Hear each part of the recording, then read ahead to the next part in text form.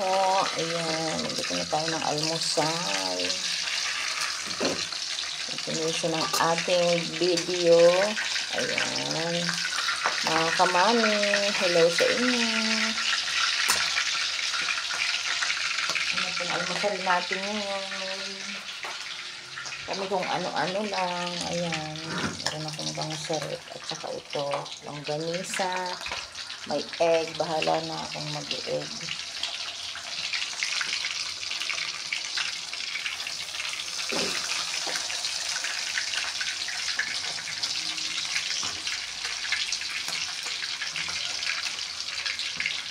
Pinapaling may mahosang iba.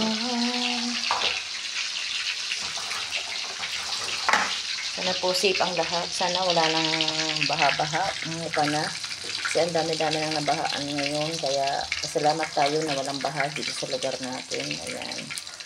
Ito po sa Laguna ay sa aming lugar ay wala naman. Okay naman. Okay naman po kami dito. Sana sa ibang lugar din ay okay na rin para yung mga na-stranded sa expressway, makauwi na sila, yung gano'n. Tapos sa Manila, ang dami nang nakikita ko sa mga, sa FB, sa YouTube, mga, bahana. Talagang yung mga sasakyan, parang laruan na lang din na tinatangay. Kaya, wag naman sana mangyari dito sa lugar namin. Ayan. Okay naman po dito sa amin, kaya, thanks God. Kaya kami dito lang sa loob ng bahay para safe lang.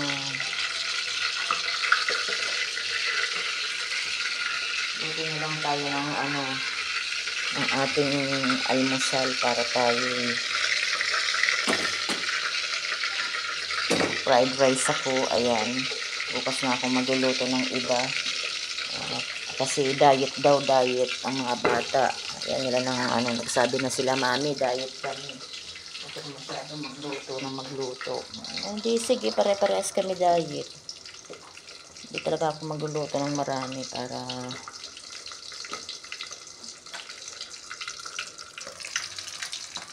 lahat kami sexy. Ayaw mo nun. Pabor sa akin yun. Yun nga lang. Wala tayong maiba-vlog. Pabor sa akin na wag magluto. Wala nga lang tayong content araw-araw. Yung content na lang namin yung laro-laro ni Tana. Kulitan ng mga magtita.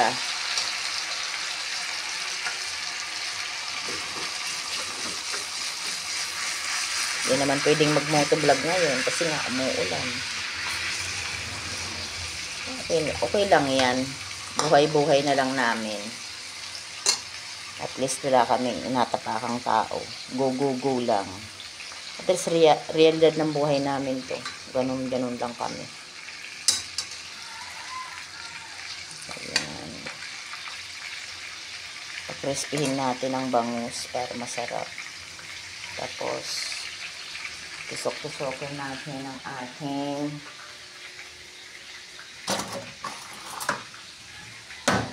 longganisa.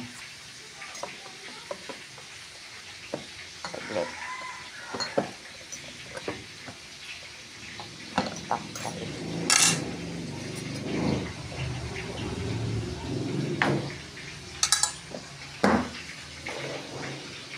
Ayun.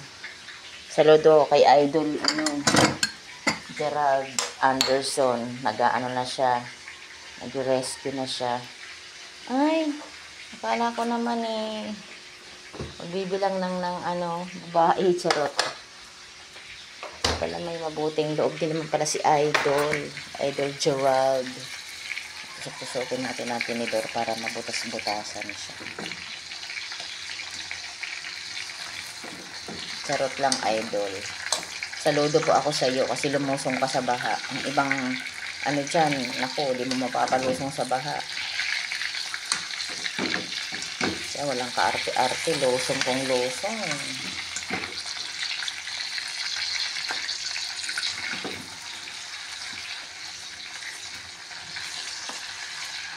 Talaga.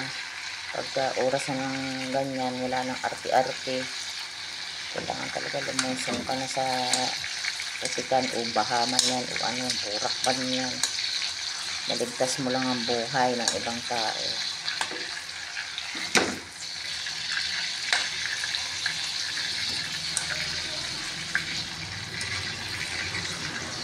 Kaya ayun, saludo po ako sa mga rescuer ngayong panahon na to. Ayan, maraming salamat sa inyo mga boss, mga sir. Kayo po ang ano, bayani ngayong sama ang panahon. Masungit ang panahon eh. Kaya kailangan bigli ingat tayo.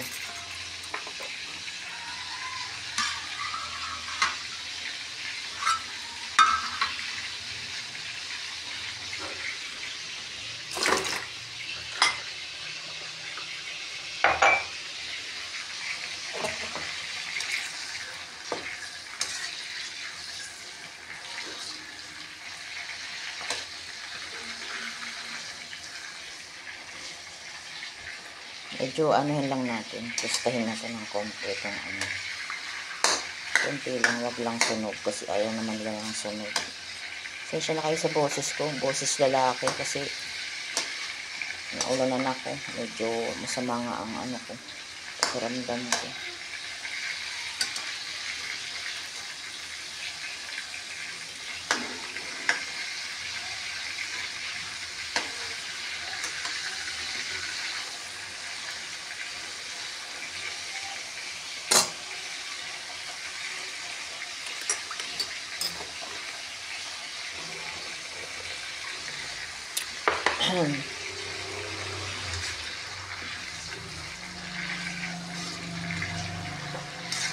Masarap to, merong ano, suka na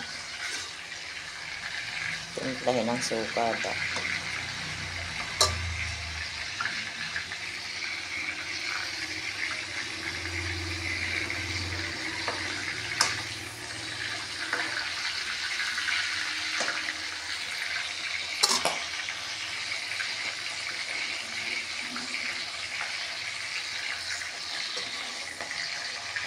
Uminit-init nga ng konti, ay thank you Lord, wala nang ulan.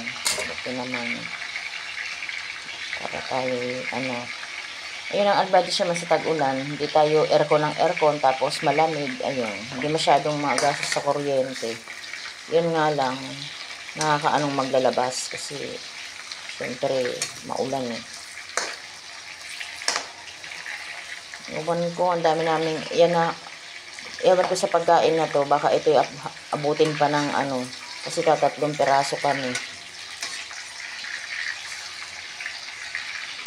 Sana naman, hindi naman kumakain yun, ang arte-arte. Hindi kumakain ng, basta, hindi nakain ng ulam. Dog lang talaga ang ano niya.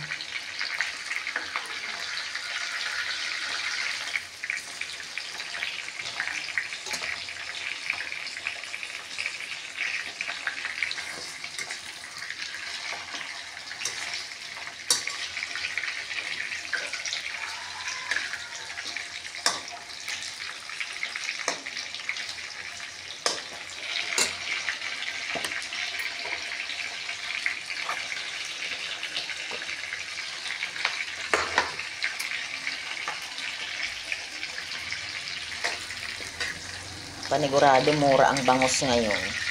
Kasi mga nag-apawan yan sa fish pond. Wala pang ano, wala akong matsambahan na naglalako eh. Bibili ako kasi favorite naman yan dito eh. Ang ganito na prito.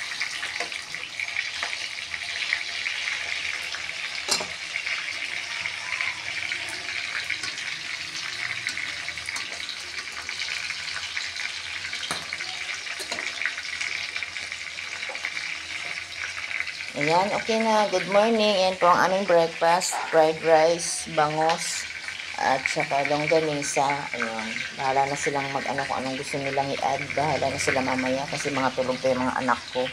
Ayan, good morning po. Sana po safe po ang lahat.